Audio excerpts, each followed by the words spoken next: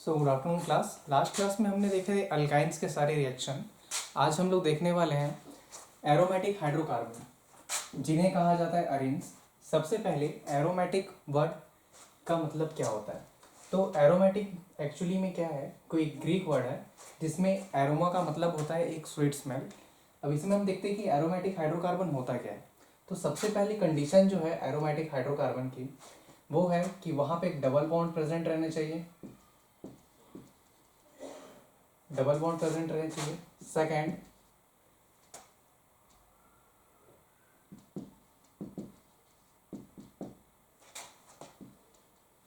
Ring form होने चाहिए। हमारा जो चेन होता है कार्बन का, हाइड्रोकार्बन का, वो रिंग फॉर्म में होना चाहिए। थर्ड,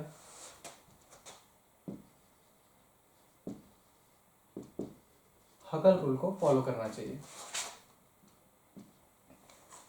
थर्ड है हमारा हकल रूल फॉलो होना चाहिए। तो ये हम देखते हैं हकल रूल होता क्या है। फर्स्ट ऑफ ऑल आप एज्यूम कर लीजिए कि ये एक हाइड्रोकार्बन है जो कि रिंग फॉर्म में है। इसमें ये 3 डबल बॉन्ड प्रेजेंट है।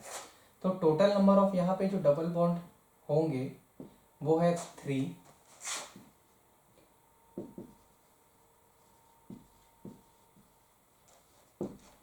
अब इन 3 डबल बॉन्ड में नंबर ऑफ पाई इलेक्ट्रॉन्स अगर हम निकालें तो एक बॉन्ड में 2 इलेक्ट्रॉन होते हैं, तो टोटल मिला के हमारे पास पाई इलेक्ट्रॉन्स निकालेंगे तो ये होगा 6। तो हकल रूल में ये बोला जाता है अगर 4n+2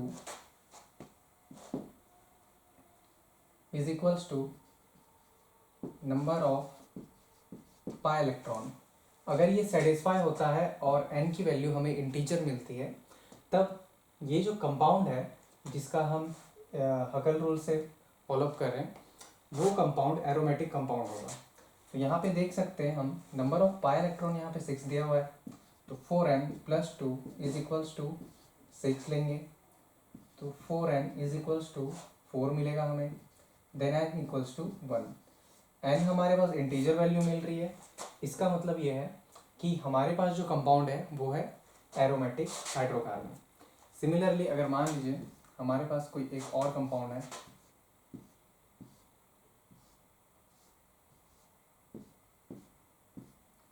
ये कंपाउंड है जिसमें नंबर ऑफ कार्बन दिए हुए हैं 1 2 3 4 5 6 7 8।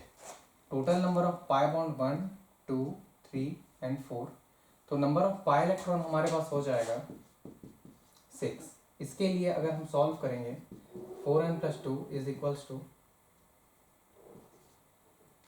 8, तो 4n इज इक्वल्स टू 6। तो n की वैल्यू हमें मिल रही है 3/2। इसका मतलब इस कंपाउंड को हम एरोमेटिक कंपाउंड नहीं बोलेंगे। तो हमने देखा एरोमेटिक हाइड्रोकार्बन में सबसे पहला कंडीशन है कि उसमें डबल बॉन्ड प्रेजेंट होना चाहिए। सेकंड, एक रिंग फॉर्म होना चाहिए। थर्ड, हकल रूल को फॉलो करना चाहिए। हकल रूल में ये बोला जाता है कि जो नंबर ऑफ इलेक्ट्रॉन है, पाई इलेक्ट्रॉन है, वो 4n+2 के बराबर होगा और हमारे पास जो n की वैल्यू आएगी वो हमें एक इंटीजर वैल्यू मिलेगी, तब जाके उसे हकल रूल फॉलो कर रहा है ऐसा कहा जाएगा। और वो जो कंपाउंड हमारे पास होगा हाइड्रोकार्बन, वो होगा एरोमेटिक हाइड्रोकार्बन।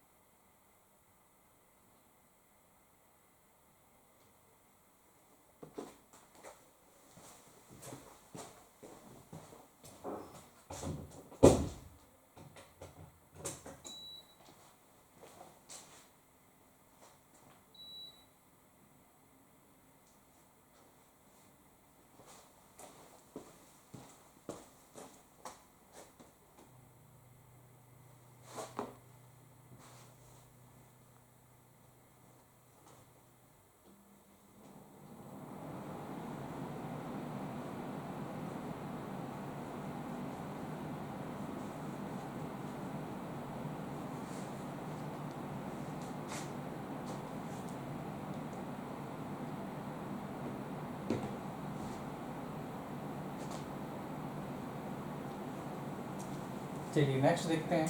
हमने ये देखा कि एरोमेटिक होता क्या है अभी। नेक्स्ट हम देखेंगे एरोमेटिक हाइड्रोकार्बन कितने टाइप्स के होते हैं। तो एरोमेटिक हाइड्रोकार्बन मेनली दो टाइप्स के होते हैं, बेंजोनाइड और non benzenoid. Benzenoid aromatic hydrocarbon उन्हें कहा जाता है जिनका बेसिक स्ट्रक्चर बेंजीन होता है, जैसे कि ये बेंजीन हो गया। देन सेकेंड ये हो गया। थर्ड हमारे पास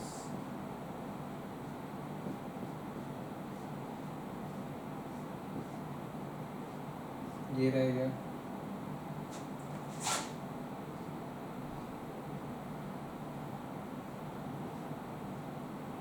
तो इस तरह के जितने भी हाइड्रोकार्बन कंपाउंड होते हैं एरोमेटिक हाइड्रोकार्बन, जिसका बेसिक जो स्ट्रक्चर होता है वो बेंजीन से स्टार्ट होता है, उन्हें कहा जाता है बेंजोनाइड। और जितने भी हमारे पास ऐसे कंपाउंड मिलेंगे जो कि यहाँ पे बेंजीन रिंग इसमें ना हो, उसे कहा जाएगा नॉन बेंजोनाइड। तो ये दो टाइप्स के होते हैं, बेंजीन जिसमें प्रेजेंट होता है उसे कहा जाता है बेंजीनॉइड, बेंजीन जिसमें प्रेजेंट नहीं होता है उसे कहा जाता है नॉन बेंजीनॉइड।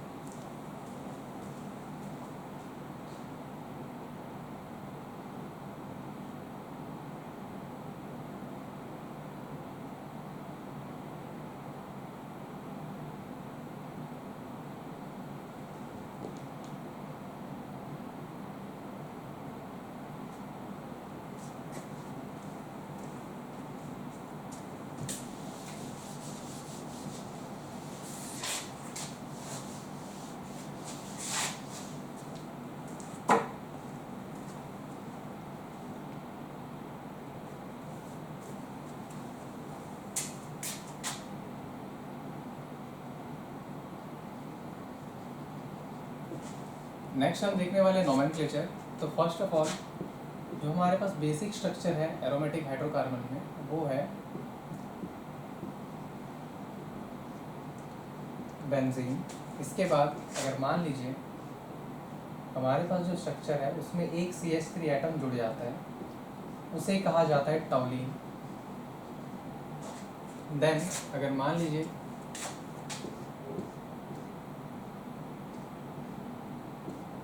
यहाँ से अगर हम नंबरिंग करें तो ये है पहला कार्बन, ये second, third, fourth, fifth, sixth. तो इसमें बहुत ही अलग अलग पोजीशन पे दूसरे एटम आके जुड़ सकते हैं, जैसे कि 2 में, 3 में, 4 में, 5 में या 6 में। उन्हें जुड़ने के लिए यहाँ पे जो हाइड्रोजन प्रेजेंट होगा वो H+ के फॉर्म में निकलेगा। देन यहाँ से H+ निकलने के बाद जो भी पॉजिटिव एटम होगा, पॉजिटिव एटम बोलने का मतलब कि इलेक्ट्रोफाइल, वो जनरली आते हैं यहाँ पे जुड़ जाते हैं। तो यहाँ पे अगर मान लीजिए एक और CH3 जुड़ जाता है तो इसे कहा जाता है O ज़ाइलीन या फिर 1,2 डाइमिथाइल बेंजीन। इस तरह से इसका नोमेनक्लेचर किया जाता है। सबसे पहले यहाँ O ज़ाइलीन लिखा जाएगा। O का मतलब होता है यहाँ पे ऑर्थो पोजीशन में हमारे पास कोई स्पीसीज जुड़ा हुआ है। 1,2 डाइमिथाइल बेंजीन बोलने का मतलब है 1 में और 2 में, दोनों में ही यहाँ पे मिथाइल ग्रुप जुड़ा हुआ है। अगर मान लीजिए 1 में और 4 में जुड़ा होता है तो उसे लिखा जाएगा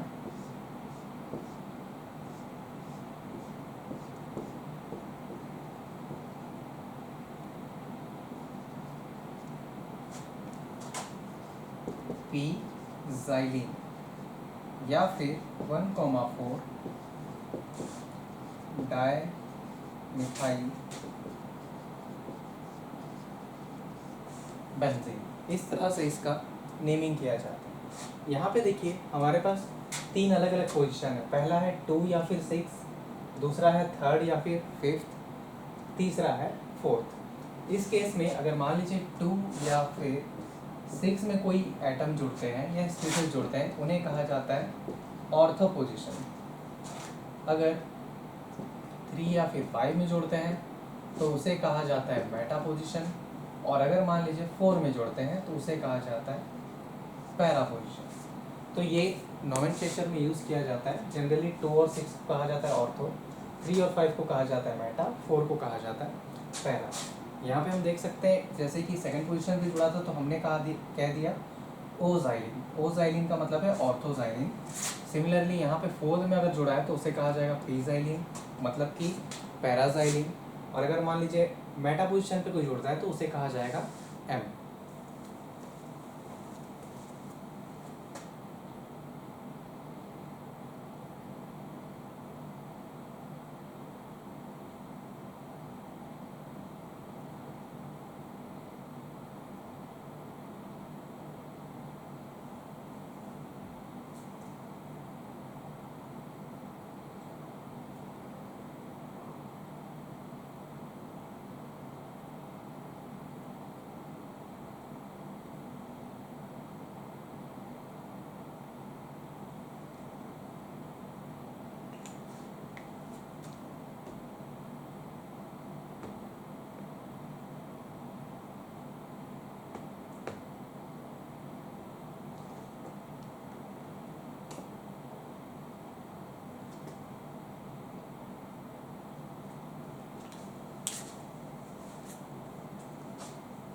चलिए नेक्स्ट देखते हैं।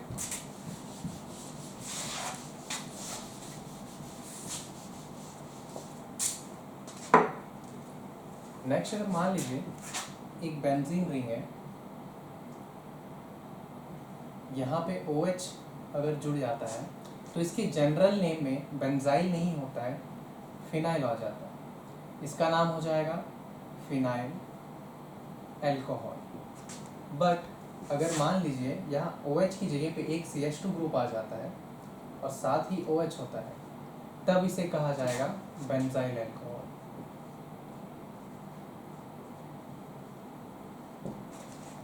यहाँ पे हमें क्लियरली दिख रहा है जब बेंजीन था उसमें डायरेक्टली कोई फंक्शनल ग्रुप जुड़ता है तब उसे कहा जाता है फिनाइल।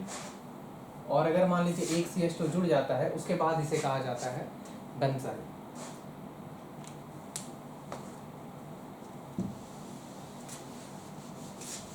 नेक्स्ट अगर यहाँ पे जैसे कि एक OH ग्रुप जुड़ा हुआ है, उसके बाद यहाँ फर्स्ट पोजीशन में CH3 जुड़ा है तो इसे कहा जाएगा O मिथाइल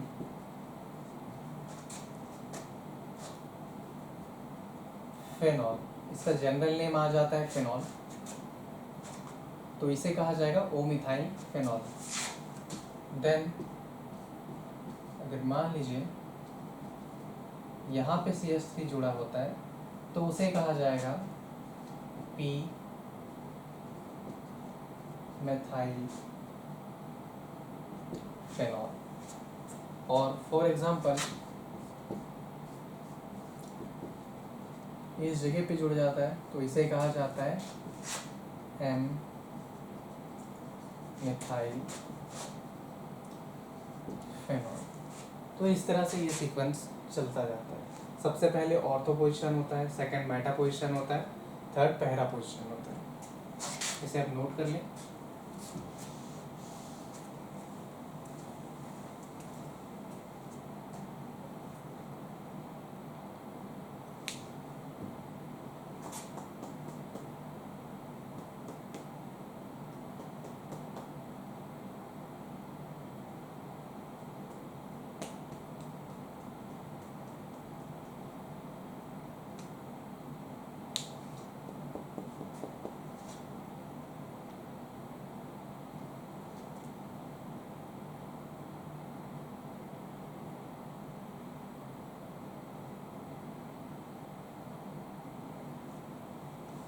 चलिए नेक्स्ट देखते हैं इसका प्रिपरेशन।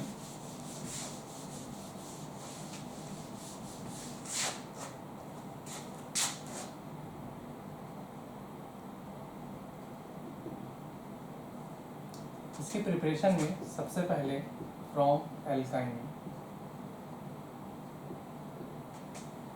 एल्काइन में हमने देखा था CH triple bond CH, then CH triple bond CH, then CH triple bond CH।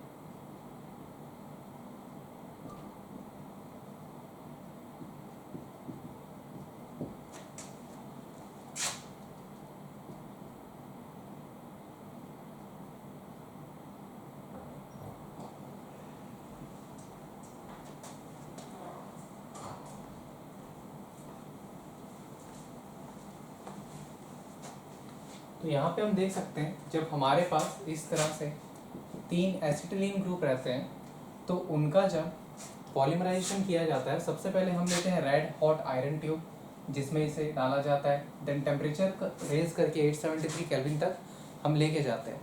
तब यहाँ पे हमारे पास ये ट्रिपल बॉन्ड टूटता है और ये दोनों बॉन्ड आपस में जुड़ते हैं।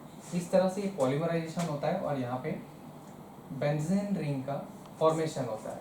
तो इसे फ्रॉम अल्काइन में हम देख सकते हैं कि अल्काइन के पॉलीमराइजेशन से हमें बेंजीन मिलता है। मैं वहाँ का तो लैपटॉप जो है ना हैंग कर रहा था, केमिस्ट्री सर हैंग कर रहा था, छोड़ दिए थे। बायो सर है रीस्टार्ट मारे, वो अपडेट हो रहा है, अभी तो अपडेट ही हो रहा है वो। कब से? मतलब केमिस्ट्री सर छोड़ा 336 छोड़ा हुआ, 336 छोड़ा हुआ, अभी तक अपडेट रीस्टार्ट हुआ क्योंकि माउस उसका वो काम नहीं कर सकता, कर्सर उसका काम नहीं कर रहा था, बटन काम नहीं कर रहा था, तो हैंग कर रहा था, कुछ काम नहीं कर रहा था, तो रीस्टार्ट किया, अपडेट हो रहा है कब से, अभी तक। अच्छा लैपटॉप को, तो लैपटॉप उन लोग का दिक्कत है ना, उन लोग बताएंगे। नहीं ठीक है बनाएंगे, मेरा क्लास खत्म हो गया ना। हाँ तो तेरा हो गया।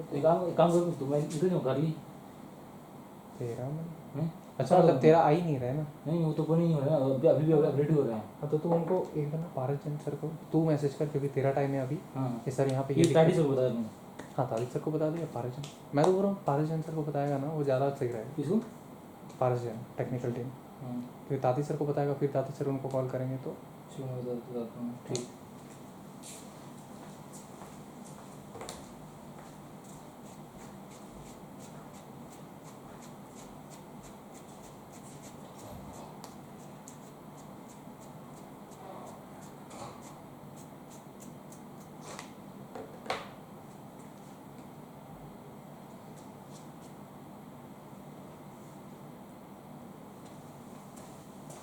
नेक्स्ट रिएक्शन है decarboxylation of carboxylic acid.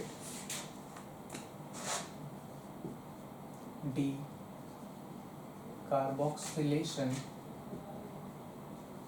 Of carboxylic acid. इसमें हम देख सकते हैं सबसे पहले मान लीजिए हमारे पास एक कार्बोक्सिलिक एसिड का सॉल्ट रखा हुआ है, इसे कैल्शियम ऑक्साइड के प्रेजेंस में अगर हीट किया जाए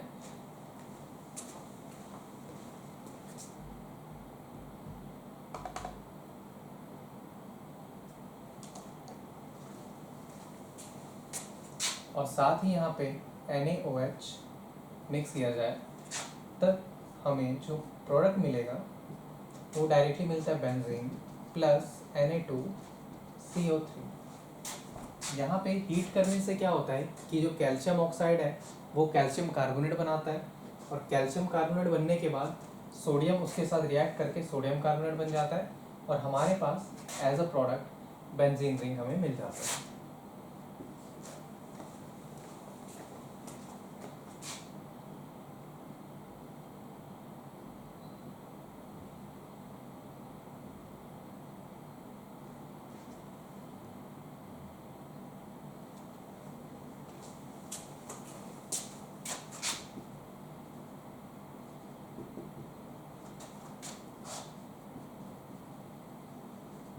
अगला है रिडक्शन ऑफ फिनॉल। तो सबसे पहले हम यहाँ पे लेते हैं फिनॉल। जब बेंजीन रिंग में एक OH ग्रुप अटैच होता है इसे कहा जाता है फिनॉल। देन इसे अगर मान लीजिए हीट किया जाए Zn के प्रेजेंस में, Zn डस्ट के, तब यहाँ पे हमें जो मिलेगा प्रोडक्ट में वो होता है benzene plus ZnO zinc oxide.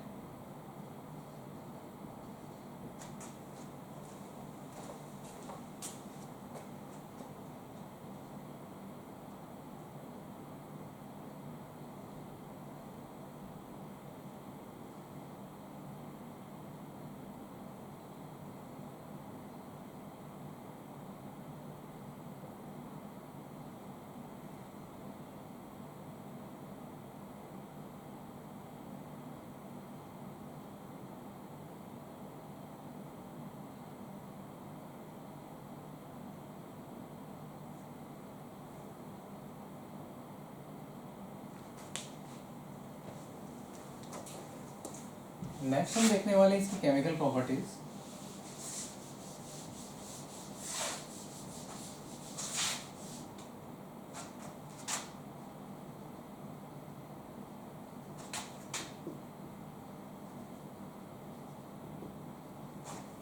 Chemical properties में सबसे पहला है नाइट्रेशन।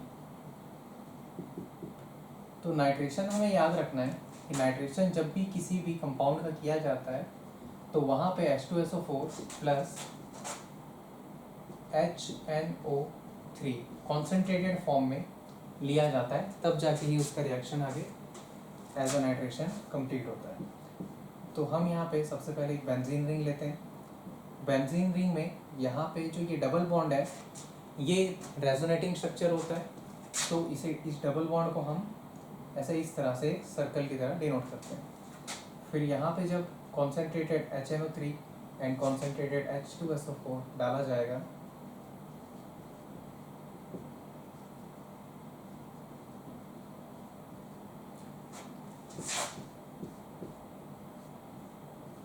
तब हमारे पास जो कंपाउंड मिलेगा वो होगा NO2। देन सिमिलरली अगर मान लीजिए हमें सल्फोनेशन करना है,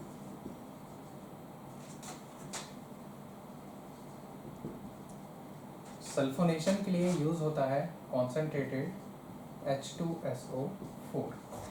यहाँ पे जो H2SO4 यूज करते हैं हम, ये H2SO4 हमारे पास इस फॉर्म में रहेगा H2SO4 विथ SO3। देन यहाँ से एक हाइड्रोजन रिलीज होता है और उसकी जगह पे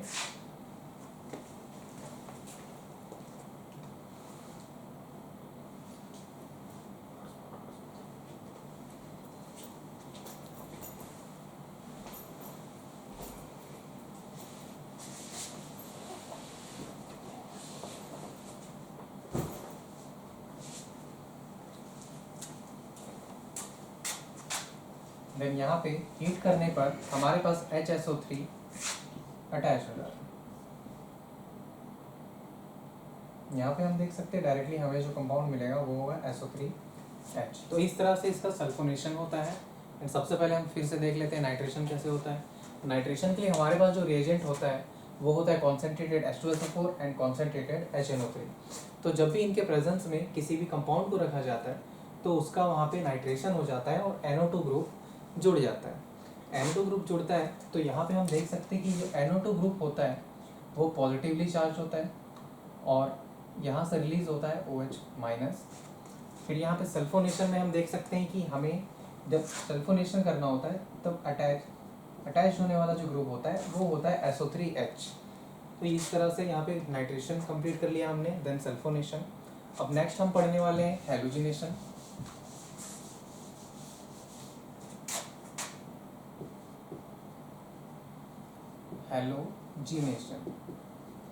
हैलोजिनेशन में फॉर एग्जांपल हमारे पास ये कंपाउंड है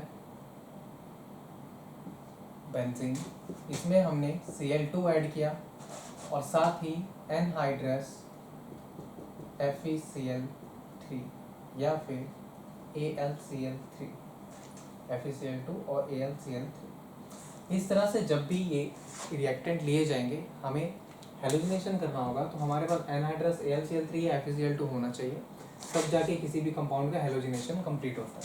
तो यहाँ पे देखिए Cl जो होता है वो डायरेक्टली हमारे एरोमेटिक कंपाउंड के साथ जाकर अटैच हो जाता है, जिससे कि हमारा हैलोजिनेशन कंप्लीट होता है। और यहाँ पे जो कंपाउंड हमें मिलती है उसे कहा जाता है फिनाइल क्लोराइड, या फिर इसका IUPAC नेम जब लिखा जाएगा तो इसे कहा जाएगा क्लोरो बेंजीन।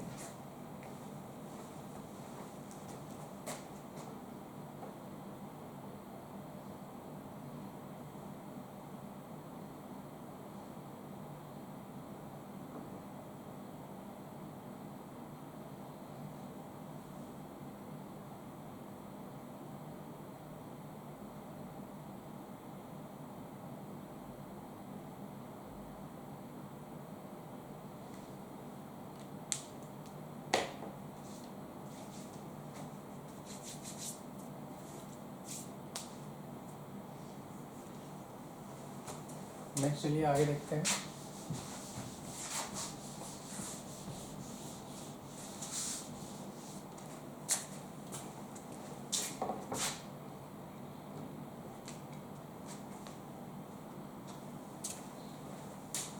अगला टॉपिक है फ्रीडेल क्राफ्ट।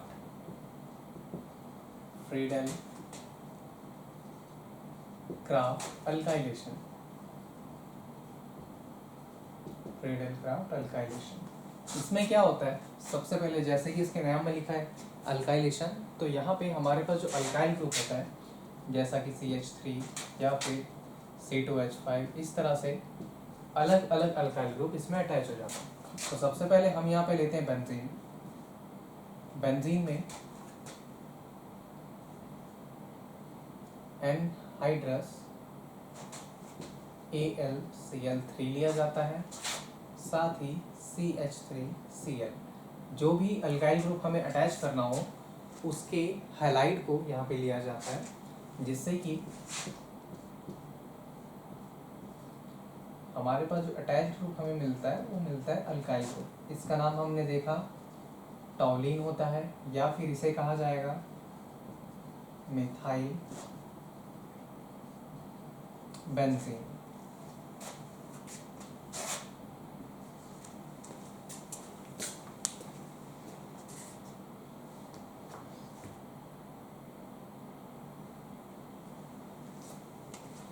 सिमिलरली जैसे कि हमने अभी अल्काइलेशन देखा, वैसे ही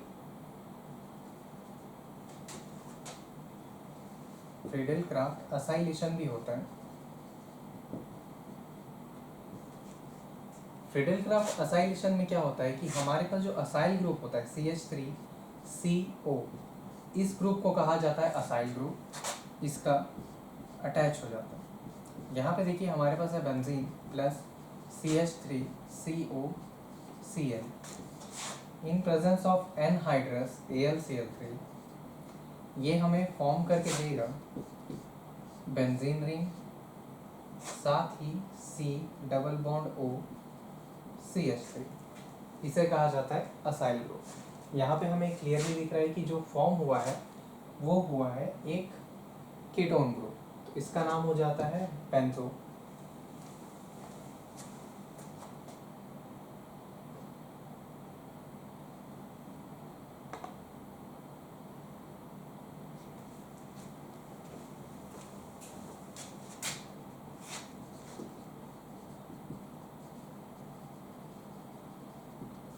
एसिटोफिन यहाँ पे भी हीट कर लीजिए। जितने भी यहाँ पे अल्काइलेशन हो गए, असाइलेशन हो गए, इस तरह के ग्रुप अगर जुड़ते हैं मीन्स जिसमें हेलोजन होते हैं, तो वहाँ पे एनहाइड्रस AlCl3 का प्रेजेंस रहना ज़रूरी है। फिर यहाँ पे देखिए जो बाय प्रोडक्ट हमें मिलेगा वो मिलता है HCl। देन असाइलेशन में भी हमें जो बाय प्रोडक्ट में मिलेगा वो मिलेगा HCl।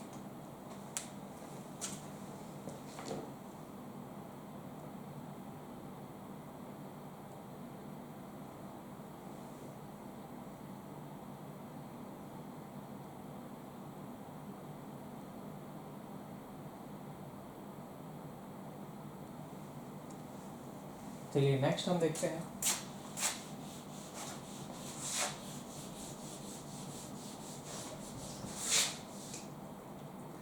नेक्स्ट है हेलोजनेशन विथ एक्सेस ऑफ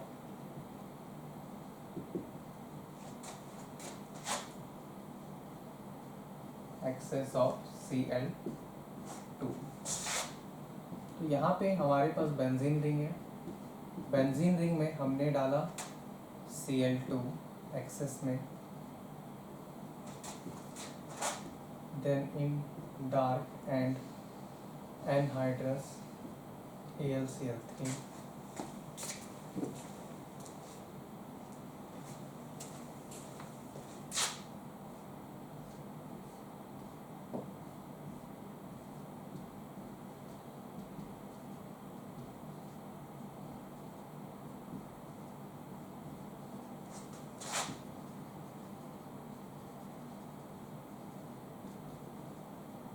हेक्साक्लोरोबेंजीन, हमें एज अ प्रोडक्ट हेक्साक्लोरोबेंजीन मिल जाता है।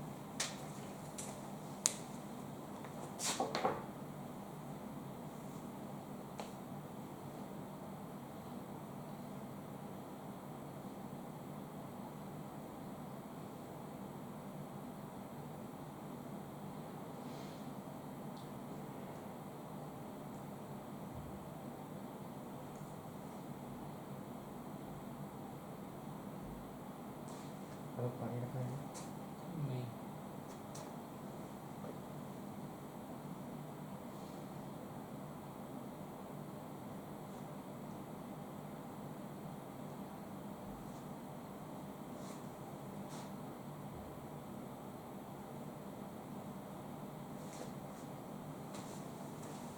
नेक्स्ट हम देखते हैं एडिशन रिएक्शन।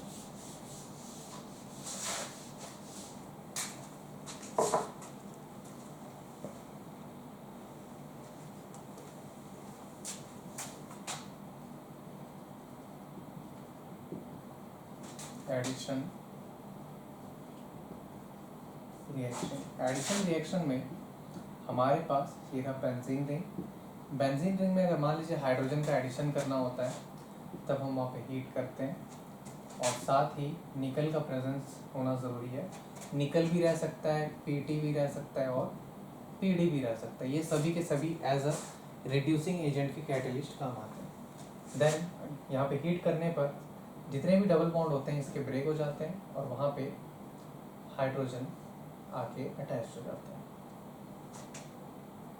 तो यहाँ पे हमारे पास सबसे पहले था बेंजीन, अब जो मिलता है वो होता है हेक्सेन। यहाँ पे हमें जो कंपाउंड मिला है उसे कहा जाएगा साइक्लोहेक्सेन।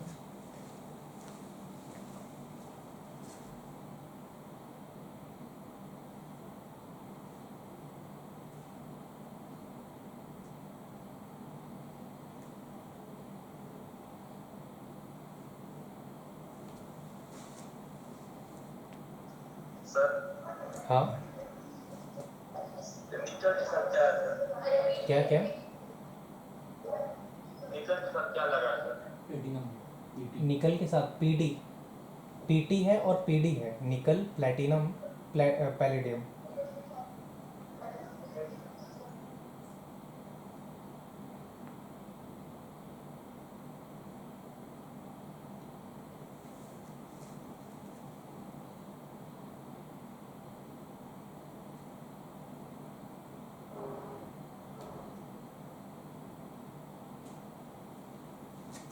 चलिए नेक्स्ट देखते हैं। नेक्स्ट मान लीजिए हमारे पास सेम बेंजीन रिंग दिया हुआ है। बेंजीन रिंग में अगर मान लीजिए आप Cl2 के मॉलिक्यूल्स यूवी लाइट के प्रेजेंस में रिएक्ट करा रहे हैं, तब जाके हमारे पास जो कंपाउंड मिलता है वो कुछ इस प्रकार का होता है।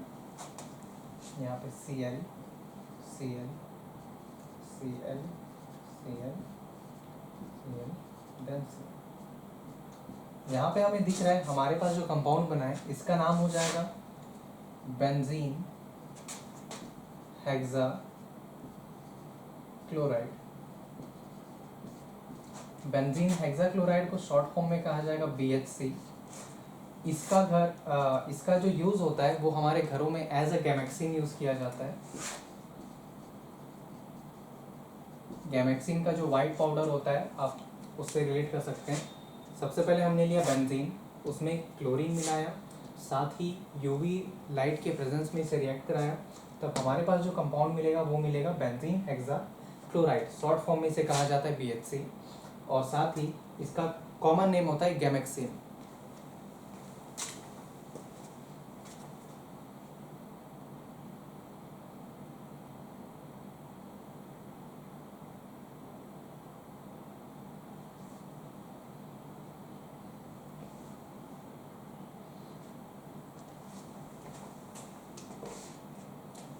चलिए आगे देखते हैं। आगे जो रिएक्शन है वो है कंबशन। अभी हमने देखा एडिशन,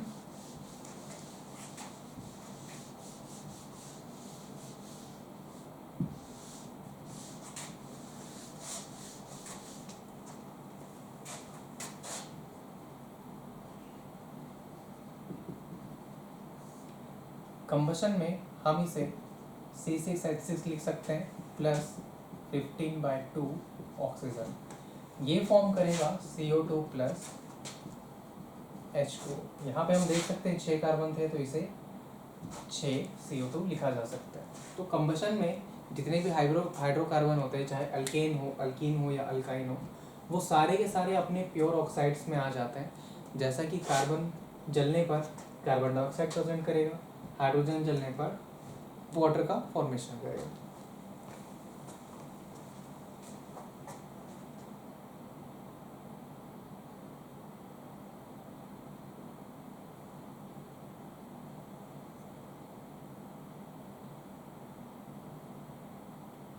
इसका हमने जनरल इक्वेशन भी एक लिखा हुआ था, जिसमें कोई भी हाइड्रोकार्बन अगर जलता है तो अगर वहाँ पे कार्बन x अमाउंट में हो, हाइड्रोजन y अमाउंट में हो, तो ऑक्सीजन की जो रिक्वायरमेंट होती है वो होती है x प्लस y/4। साथ ही CO2 का प्रोडक्शन जो होगा वो x मोल होगा, और वाटर का प्रोडक्शन जो होता है वो y/2 मोल होता है। नेक्स्ट इसके बाद हम देखने वाले हैं ortho and para directing groups, ये क्या होते हैं।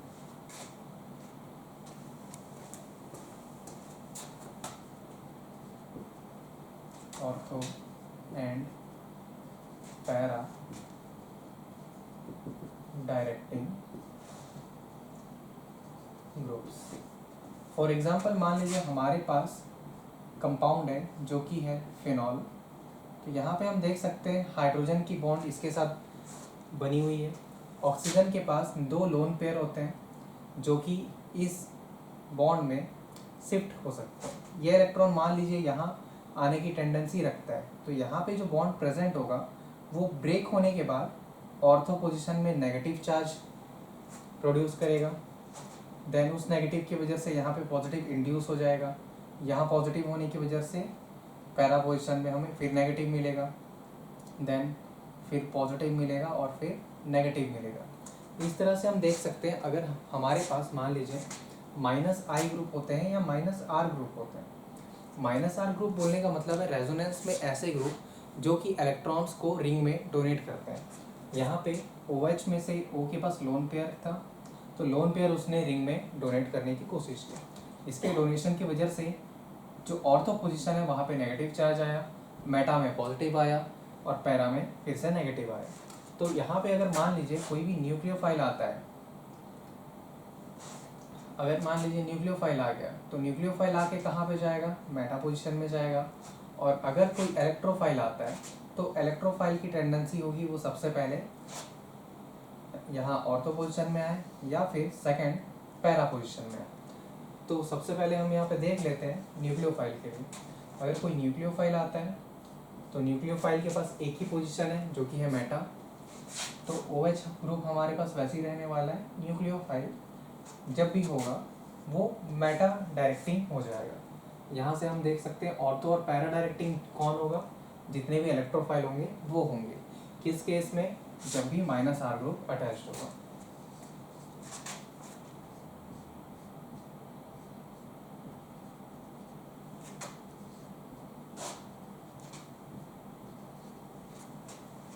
तो इस तरह से 2 कंपाउंड बन सकते हैं, एक ऑर्थो में बन सकता है, एक पैरा में बन सकता है। और अगर मान लीजिए उसकी क्वांटिटी ज़्यादा है या ज़्यादा अमाउंट में लिए हैं तो हमारे पास ऑर्थो पैरा एक साथ मिल जाएगा। इसमें साथ में आप ये लिख लीजिए, जो ज़्यादा स्टेबल होगा मेजर प्रोडक्ट वो फॉर्म करने वाला है।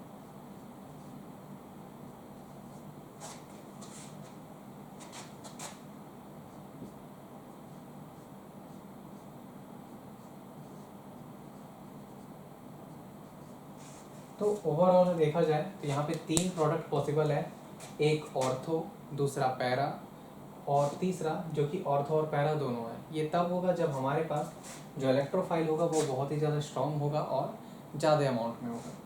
तो ये था ऑर्थो पैरा डायरेक्टिंग ग्रुप्स या फिर मेटा डायरेक्टिंग ग्रुप्स। सबसे पहले हमने देखा हमारे पास एक बेंजीन रिंग था। बेंजीन रिंग के साथ जो ग्रुप जुड़ा है वो है -R ग्रुप। -R की वजह से यहाँ पे जो लोन पेयर है वो रिंग में शिफ्ट हो सकता है, जिसकी वजह से यहाँ पे जो डबल बॉन्ड है उसका शिफ्टिंग हो जाएगा ऑर्थो पोजीशन पे। ऑर्थो पोजीशन में नेगेटिव चार्ज आ जाने की वजह से मेटा पोजीशन में पॉजिटिव चार्ज का इंड्यूस हो जाएगा। देन उसकी वजह से पैरा में फिर से नेगेटिव चार्ज इंड्यूस हो जाएगा। तो जितनी भी इलेक्ट्रोफाइल होंगे वो सारे के सारे ऑर्थो और पैरा डायरेक्टिंग हो जाएंगे इसके लिए। और अगर मान लीजिए कोई न्यूक्लियोफाइल होता है तो वो हो जाता है यहाँ पे मेटा डायरेक्टिंग। सेम अगर मान लीजिए यहाँ पे कोई +R ग्रुप जुड़ा होता तो जो ऑर्थो पैरा डायरेक्टिंग थे इलेक्ट्रोफाइल वो हो जाएंगे मेटा डायरेक्टिंग, और जितने भी न्यूक्लियोफाइल मेटा डायरेक्टिंग थे वो सारे के सारे ऑर्थो और पैरा डायरेक्टिंग में कन्वर्ट हो जाएंगे।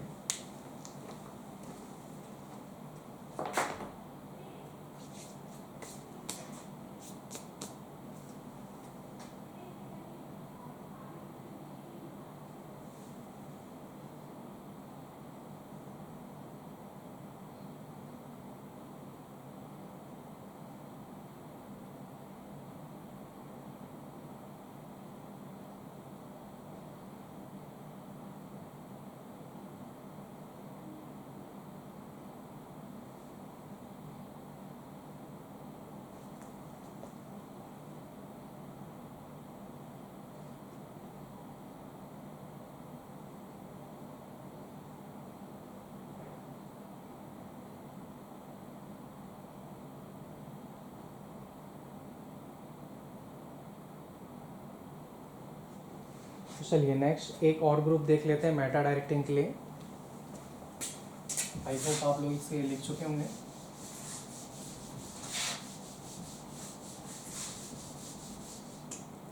नेक्स्ट ग्रुप है Meta directing. Meta directing groups, इसमें हम सबसे पहले देखते हैं कि जो बेंजीन रिंग होता है, बेंजीन रिंग के साथ अटैच ग्रुप यहाँ पे है NO2। NO2 का स्ट्रक्चर कुछ इस तरह से बनेगा, N double bond O, coordinate bond हो, और जो तीसरा बॉन्ड होगा वो यहाँ पे बेंजीन रिंग के साथ अटैच होगा।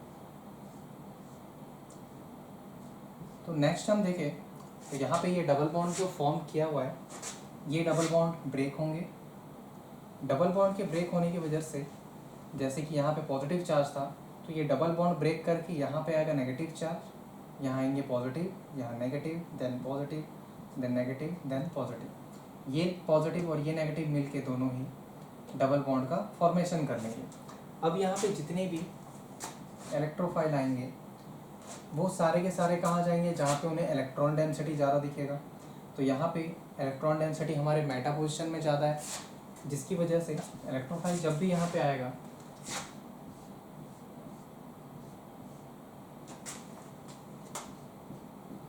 And double bond O and this is coordinate bond O, तो इलेक्ट्रोफाइल के आने के चांसेस मेटा पोजीशन पे ज़्यादा है, तो यहाँ पे पहले आ जाएंगे। देन वापस से जब ये डबल बॉन्ड ब्रेक होगा तो फिर से ये रिंग फॉर्म कर लेगा। यहाँ पे हम डायरेक्टली देख सकते हैं कि जो पॉजिटिव ग्रुप जुड़ा हुआ था, पॉजिटिव मतलब कि यहाँ पे प्लस R ग्रुप, इसकी वजह से जो नेगेटिव इलेक्ट्रॉन डेंसिटी बनी है वो बनी थी मेटा पोजीशन पे। तो ओवरऑल हमारे पास जो प्रोडक्ट मिलेगा, मेजर प्रोडक्ट इलेक्ट्रोफाइल के लिए, वो मिलेगा मेटा पोजीशन पे। अगर मान लीजिए यहाँ पे कोई न्यूक्लियोफिलिक एडिशन रिएक्शन होता है तो न्यूक्लियोफिलिक के लिए वो हो जाएगा ऑर्थो पैरा पे, और पैरा पोजीशन पे यहाँ पे होता है तो वो ज़्यादा स्टेबल होता है in comparison to ortho. But अगर जहाँ पे इंट्रामोलिकुलर हाइड्रोजन बॉन्डिंग आ जाती है उस केस में ऑर्थो ज़्यादा स्टेबल हो जाता है पैरा से।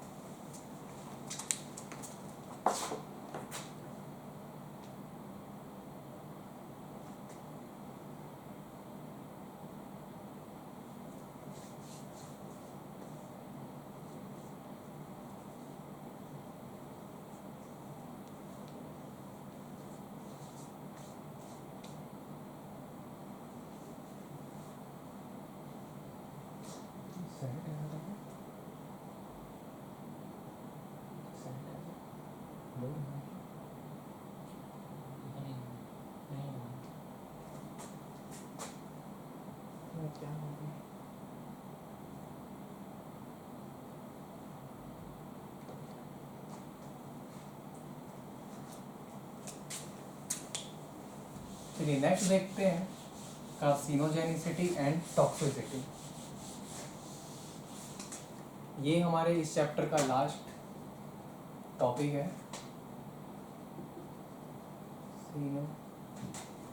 कार्सिनोजेनिसिटी एंड टॉक्सिसिटी।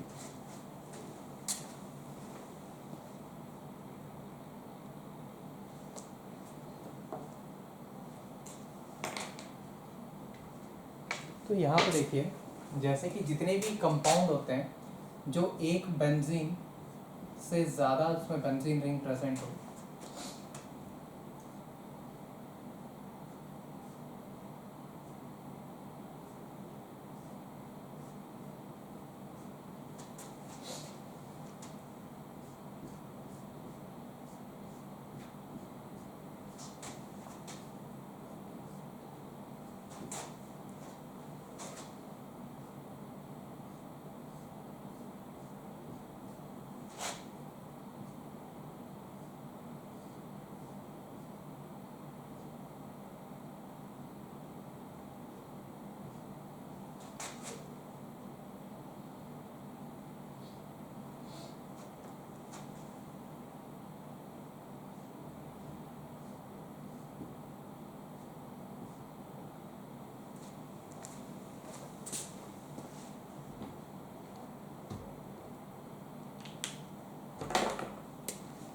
जैसे मान लीजिए हमारे पास एक बेंजीन रिंग होता है। बेंजीन रिंग को अगर दो या दो से ज़्यादा बेंजीन रिंग को आपस में फ्यूज़ किया जाए और उसके बाद इस तरह के कुछ नए कंपाउंड बनाए जाए जिसमें नंबर ऑफ बेंजीन रिंग से ज़्यादा हो, तो इस तरह के जितने भी हाइड्रोकार्बन होते हैं जैसे कि हमारे पेट्रोलियम हो गए, कोक में हाइड्रोकार्बन्स होते हैं, इस तरह के इन सारे के सारे कंपाउंड्स का अगर इनकम्प्लीट कंबशन होता है तो ये सभी ऐसे गैसेस प्रोड्यूस करते हैं और ऐसे कंपाउंड प्रोड्यूस करते हैं जो कि कैंसर का मेन रीज़न होता है। तो इन्हीं कंपाउंड्स को कहा जाता है कार्सिनोजेनिक कंपाउंड्स। ऐसे कंपाउंड्स जो कि कैंसर प्रोड्यूसिंग होंगे या ह्यूमन डिजीज़ मतलब जो कैंसर है उसको प्रोड्यूस करने में काम आए, वो सारे के सारे कंपाउंड्स को कहा जाता है कार्सिनोजेनिक कंपाउंड्स।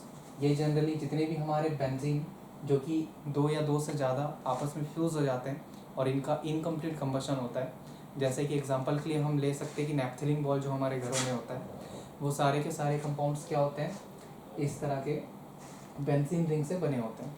इनका अगर इनकम्प्लीट कंबशन हो जाता है तो वहाँ पे जो गैसेस प्रोड्यूस होती है वो सारे के सारे कैंसर क्रिएट करती है जनरली, और सारे जितने भी गैसेस होते हैं वो टॉक्सिक होते हैं।